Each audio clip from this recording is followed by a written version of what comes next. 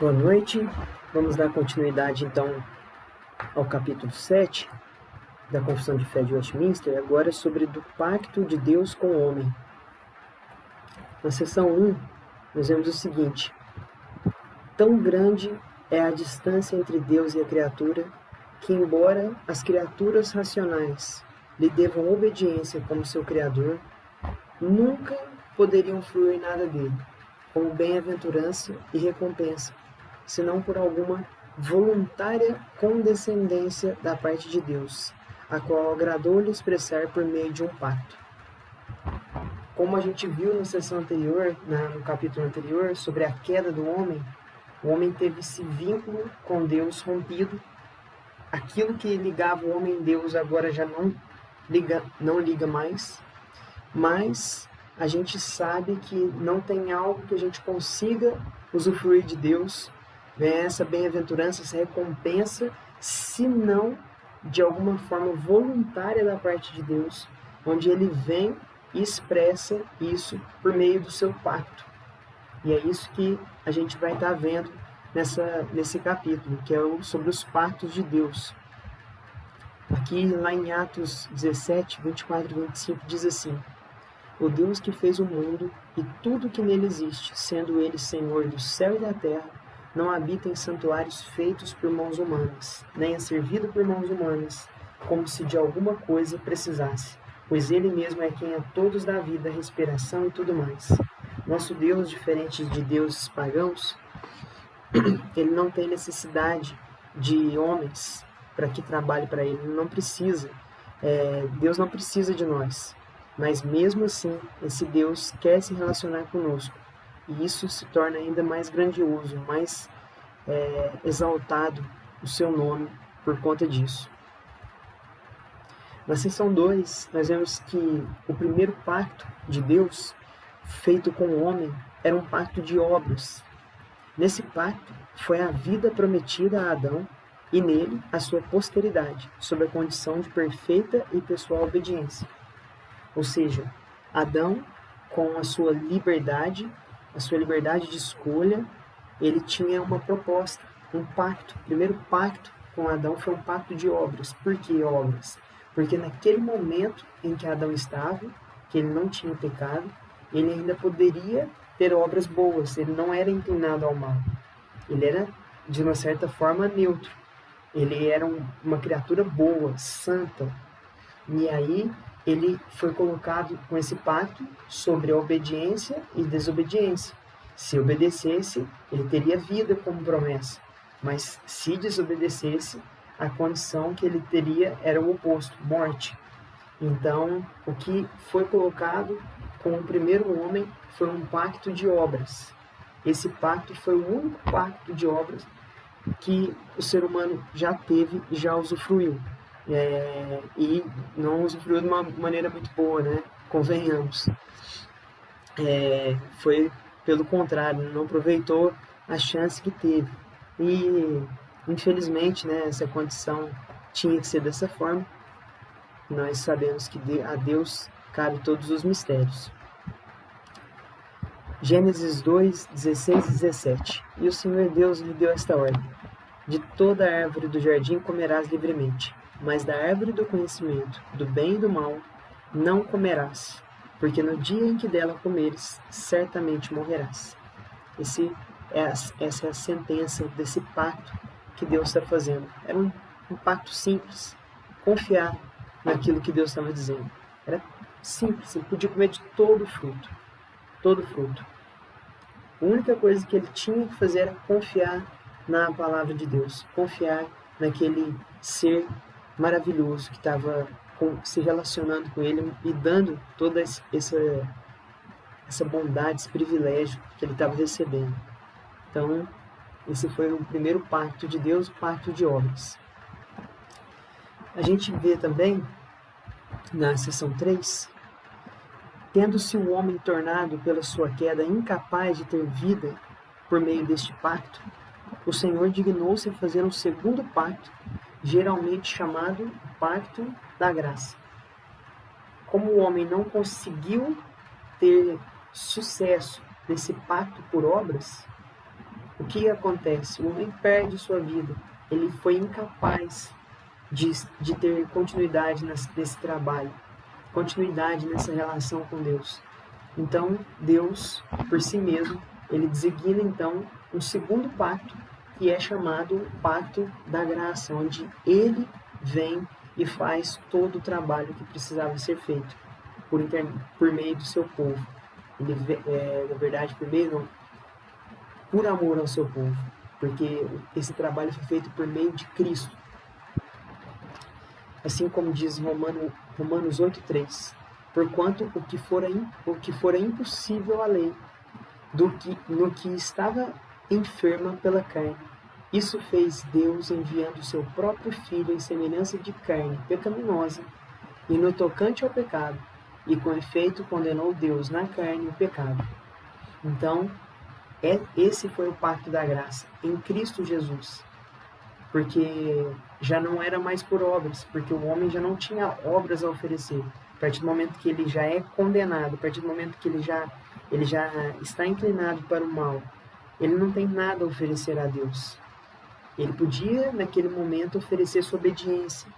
Ele podia oferecer a sua vida, que seria uma coisa boa, porém, como ele tomou outra rota, as obras já não serviam mais, porque já eram manchadas pelo pecado. Então, aprove Deus enviar seu Filho, que era de semelhança de carne pecaminosa, porém sem pecado, para que, com efeito, esse pecado fosse apagado do seu povo, a quem ele escolheu. Na seção 3 ainda, nós vemos o seguinte: neste pacto da graça, ele livremente oferece aos pecadores a vida e a salvação através de Jesus Cristo, exigindo deles a fé para que sejam salvos. Aí entra o dilema: a salvação pela graça, a salvação por meio da fé. Isso é uma coisa que muitas igrejas não ensinam. Isso é uma coisa que a nossa confissão tem de uma maneira explícita, e muitas vezes nós vemos que as igrejas têm ensinado um legalismo, ou às vezes até, infelizmente, partindo como libertinagem e se esquecendo sobre o que é o centro do Evangelho, que é justamente a fé que Cristo exige na pessoa dele, na sua pessoa, na sua obra, na sua pessoa. Porque é Cristo, semelhante àquela serpente levantada no deserto, para que as pessoas olhem para ele e, por meio da fé na pessoa de Jesus Cristo, o pecado é perdoado, a sua vida é restaurada, o espírito é preenchido, porque isso é essa salvação de graça, por meio da fé, por meio da crença, por meio da confiança em Deus. E essa fé que é um dom de Deus para a vida dos seus eleitos. Então ele exige essa fé e ele mesmo proporciona essa fé na vida dos seus eleitos, para que eles possam ser salvos. Porque Deus amou ao mundo de tal maneira que deu o seu Filho unigênito, para que todo que nele crê não pereça, mas tenha a vida eterna. Esse pacto de Deus é moer o seu Filho, entregar o seu Filho, para que vários outros filhos, agora filhos enxertados, filhos adotados, filhos adotivos, para que agora nós formássemos uma família com ele. Ainda na seção 3, Deus exige de nós e do seu povo fé para que sejam salvos em Cristo, para que sejam salvos, e prometendo o seu Santo Espírito a todos os que estão ordenados para a vida, a fim de dispô-los e habitá-los a crer. Ou seja, a fé em Jesus faz com que o Espírito Santo de Deus habite no crente, porque é Cristo que liberta, é Cristo que abre esse coração, que era um coração de pedra, e nos dá um novo coração, para que esse coração agora seja morada do Santo Espírito de Deus, o nosso Deus Trino, Pai, Filho e Espírito, conforme a gente teve essa aula com o nosso irmão Natan Cerqueira. E então nós vemos que o Santo Espírito, ele dispõe, ele faz com que os crentes em Cristo agora estejam dispostos e estejam habilitados a crer em Cristo de maneira plena para a sua salvação, porque é o Espírito que faz isso, é o Espírito que santifica, é o Espírito que traz a fé, é o Espírito que faz o cristão prosperar. Sem ele não existe prosperidade espiritual na vida do cristão. Não só espiritual, também como em todas as áreas da nossa vida. Como está escrito lá em Ezequiel 36, 26 e 27. Dar-vos-ei coração novo, e porei dentro de vós espírito novo. Tirarei de vós o coração de pedra, e vos darei coração de carne. Porei dentro de vós o meu espírito, e farei que andeis nos meus estatutos, guardeis os meus juízos e os observeis. Porque é somente o Espírito Santo que faz o cristão andar conforme a lei do Senhor. Porque nós sabemos que nós não podemos ser salvos pela lei, mas a partir do momento que nós somos salvos, nós somos agora preenchidos com o Espírito Santo pela fé em Cristo Jesus, e agora o cristão é capacitado a obedecer os desígnios de Deus e os seus mandamentos. Ele é capacitado, habilitado a isso. Seção 4, nós vemos que este pacto da graça é frequentemente apresentado nas Escrituras Sagradas pelo nome de testamento, em referência à morte de Cristo, o testador, e à eterna herança, com tudo o que lhe pertence, legada neste pacto. Ou seja, e a eterna herança de Cristo, com tudo o que lhe pertence, legada neste pacto. Aqui nós estamos vendo claramente que essa palavra, testamento, conforme nós temos costume já na nossa época de chamar os livros do período anterior a Cristo, né, os profetas, os livros sapienciais, os históricos, como o Antigo Testamento, que para os judeus é o cânon, a palavra de Deus.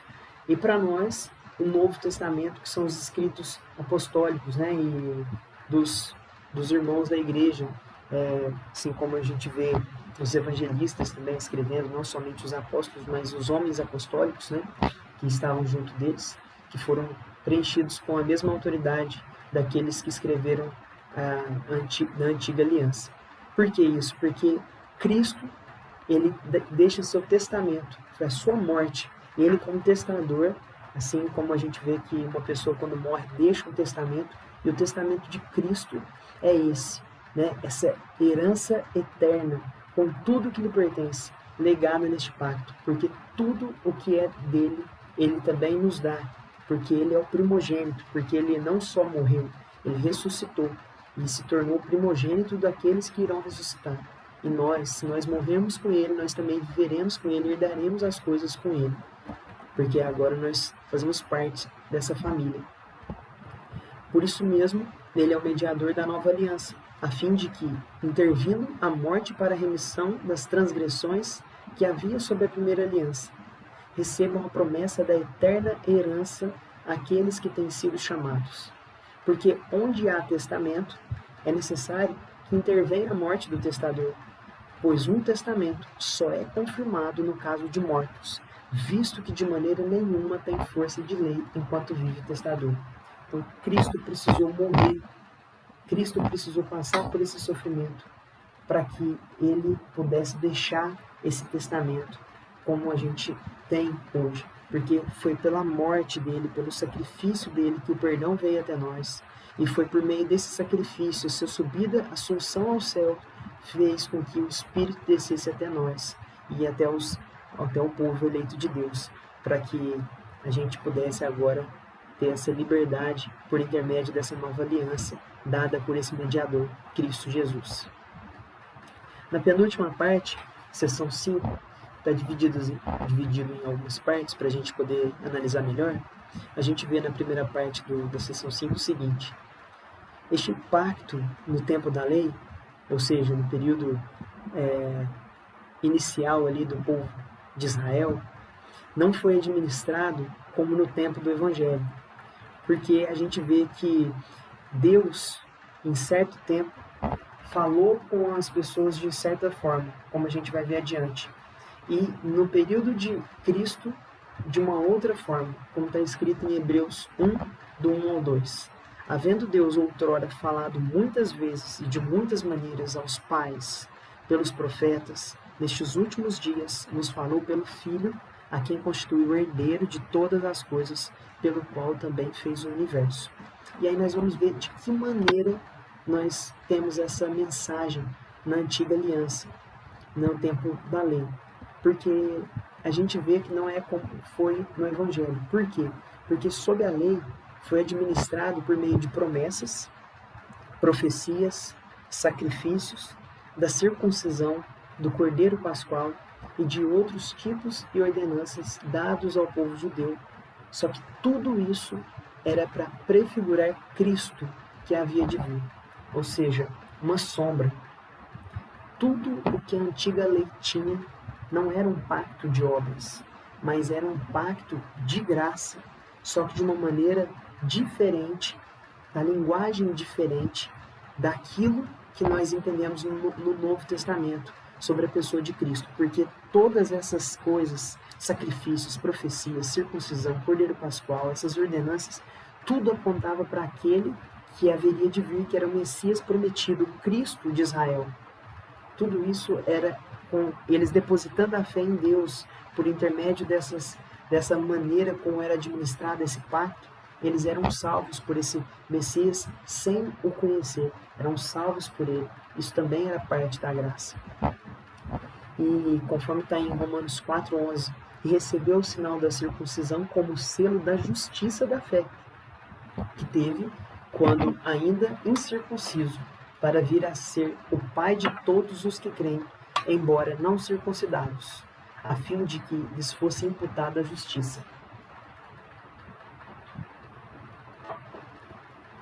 Nós vemos que Abraão, ele teve essa marca da circuncisão como selo da justiça da fé, porque ele não foi por si mesmo, né? Não é um pacto no sentido de obras, eu vou fazer e por isso eu sou salvo. Não, ele fez por conta da justiça, da fé, na verdade, e isso foi imputado como justiça porque creu. E aí para ser o quê? Pai de todos aqueles que creem.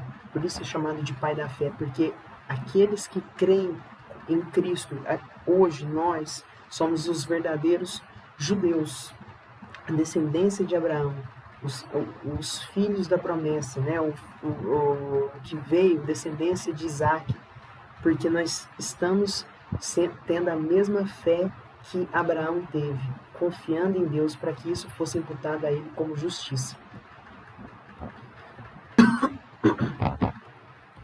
Ainda, na seção 5, por aquele tempo, essas coisas que a gente já citou acima, essas sombras prefigurando Cristo, essas coisas, pela operação do Espírito Santo, foram suficientes e eficazes para instruir e edificar os eleitos na fé do Messias. Ou seja, essas sombras, essas ordenanças, esses símbolos, foi muito eficaz. Mas a gente não pode voltar àquilo, né, de achar que na antiga aliança era algo de obra, né? Eu tinha que fazer para isso. Deus sim exigia a obediência, porém a salvação era por intermédio da fé, assim como Abraão a teve. E isso tudo por intermédio da operação do Espírito Santo, e por meio desses elementos, que foi suficiente, eficaz para instruir todo o seu povo e edificar os eleitos na fé do Messias que haveria de vir. Todos estes morreram na fé, sem ter obtido as promessas, vendo-as, porém, de longe, e saudando-as, e confessando que eram estrangeiros e peregrinos sobre a terra. Eles creram, mesmo sem ver a promessa se realizando. Os patriarcas creram, mesmo não tendo recebido aquela herança toda que já foi prometido. Muitos morreram sem ver, mas morreram crendo, morreram firmes na sua fé, firmes nas promessas de Deus. E isso foi imputado como justiça. E na última parte da seção 5, nós vemos o seguinte: esse Messias, que é o Messias prometido, por quem tinha plena remissão dos pecados e a salvação eterna. Este se chama o Velho Testamento. Isso tudo que nós estamos vendo, então, que essas sombras, essas ordenanças que apontavam para Cristo, aquele que ainda não chegou o tempo de se manifestar ao seu povo, todos eram salvos por ele, porém, por meio de figuras que apontavam para ele. E isso por intermédio do Espírito Santo, e nisso eles tinham a remissão dos seus pecados e a salvação eterna. Isso é chamado como o Velho Testamento, ou o Antigo Testamento. Isso com o povo judeu, conforme nós lemos aí de Gênesis até os profetas. Ora, tendo a Escritura previsto que Deus justificaria pela fé os gentios, preanunciou o Evangelho a Abraão. Em ti serão abençoados todos os povos. Olha, a gente já vê que desde essa época o Evangelho, a Boa Nova, já era pregada a Abraão. De modo que os da fé são abençoados com o crente Abraão, para que a bênção de Abraão chegasse aos gentios, em Jesus Cristo, a fim de que recebêssemos pela fé o Espírito prometido, conforme Paulo relata em Gálatas 3, versículos 8, 9 e 14.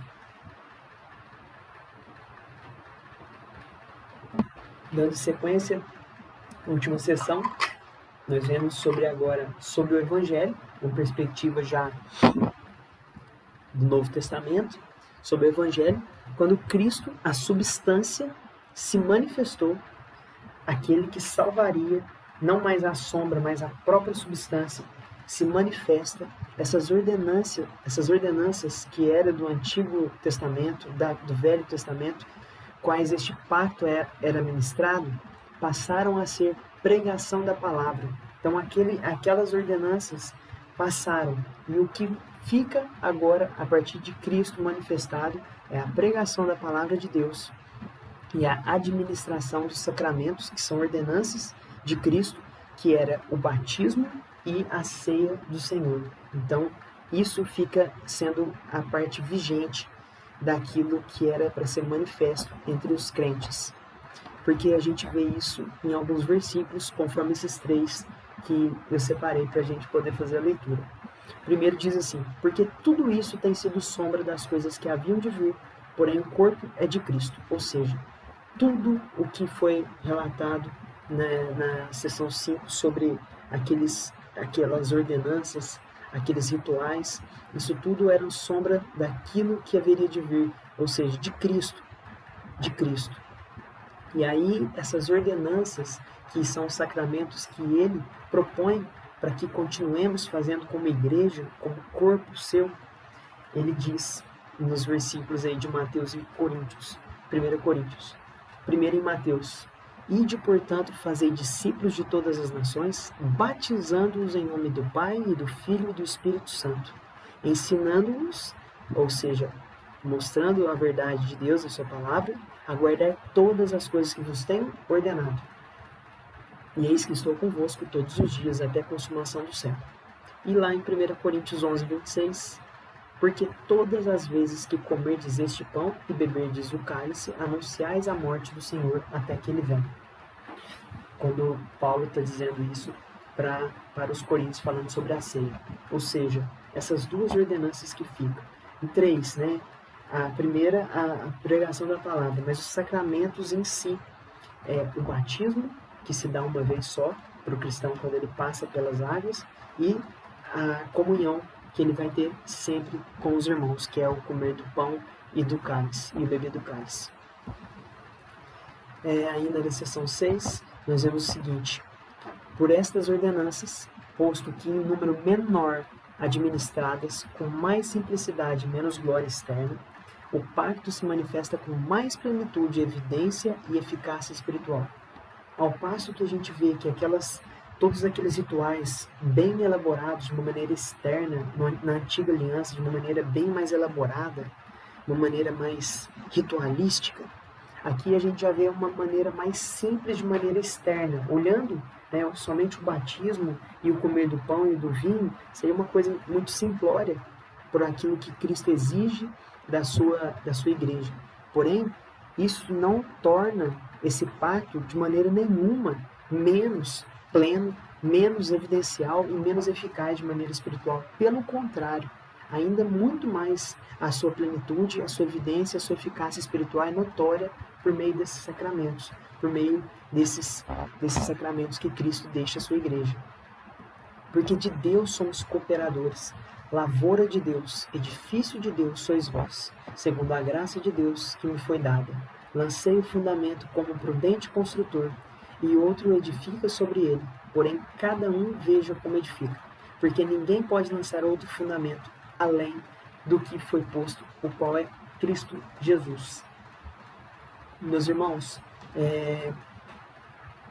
não tem como fugirmos desses sacramentos, dessa ordenança de Cristo para a sua igreja, porque isso é a coisa plena, isso é o que faz com que nós sejamos abençoados de maneira espiritual, porque é isso que ele deixou, abandonando aqueles costumes, aqueles rituais da antiga aliança que ficou somente para aquela época, porque agora não precisa mais adorar a sombra, a gente não precisa mais buscar na sombra, sendo que a pessoa já está aqui.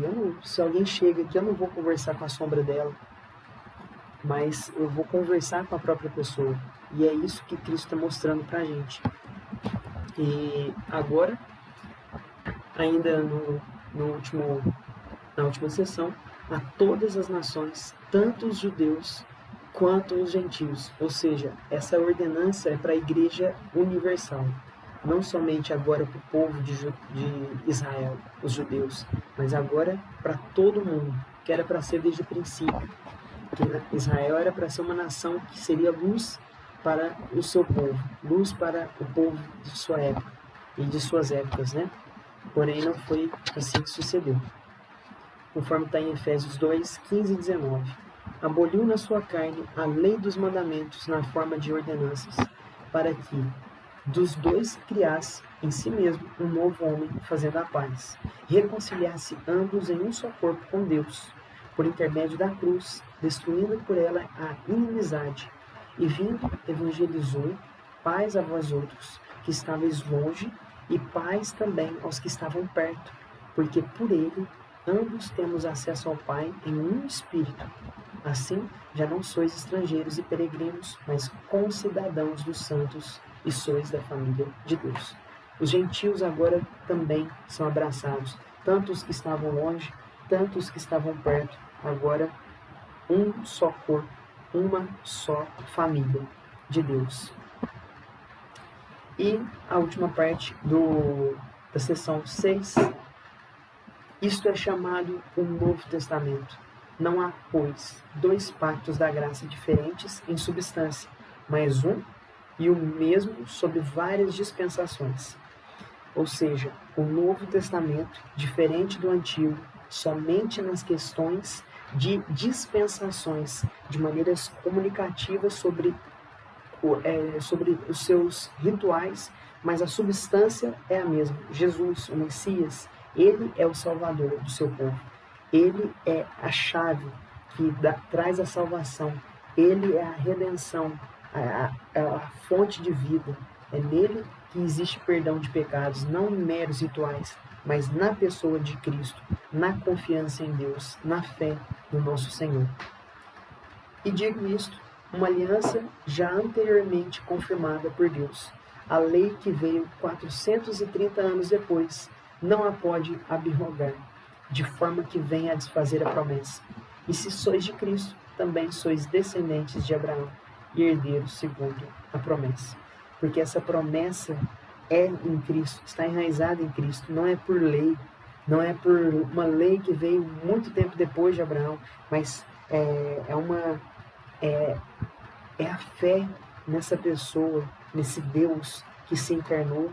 Lógico que a gente sabe que essas pessoas não tinham essa visão na antiga aliança, porém a fé que eles tinham nesse Messias que salvaria o seu povo, isso já era contabilizado como fé na pessoa de Cristo. Assim como nós agora cremos em Cristo, mas a gente também não o viu, mas naquele que veio, e agora já não precisa mais da sombra, porque a pessoa veio, nós temos o testemunho por meio do Novo Testamento. que ele deixa para nós por intermédio dos seus apóstolos. E é isso, meus irmãos. Aqui está também a mesma bibliografia que eu usei para o capítulo 6. Eu espero que tenha sido... A própria confissão ela já é autoexplicativa, não tem muito o que acrescentar. Eu espero que Deus abençoe a vida de vocês e abençoe no trabalho de vocês também. Fiquem com Deus e tenham uma boa noite, um bom dia, uma boa tarde, dependendo da hora que vocês estejam vendo o vídeo aí. Um abraço, fiquem com Deus.